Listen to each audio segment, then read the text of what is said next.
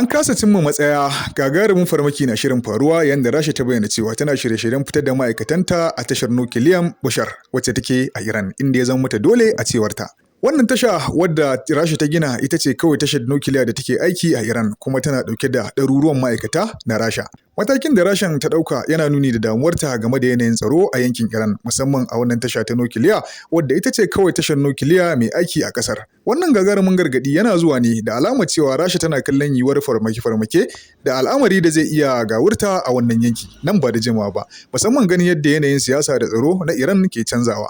Haka kuma kasancewar ma'aikatan Rasha suna aiki a wannan tasha, fitar da su zai rage haɗari da fuskantar wani gagarumin farmaki da ka iya zuwa nan ba da jimawa ba.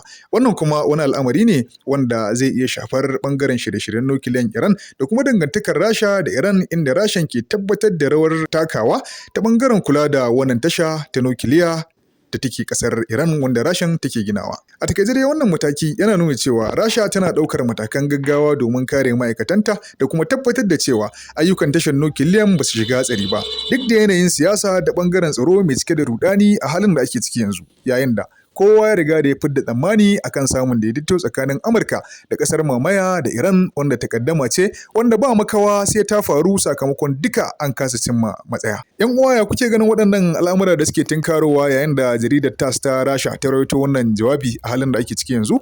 Me kuke tunanin zai iya faruwa kuma me dalilin haka? Ku faɗa mana ra'ayinku a comment section, kada ku manta kuma na share, like da comment. Wannan rahoto yana zuwa daga Global News.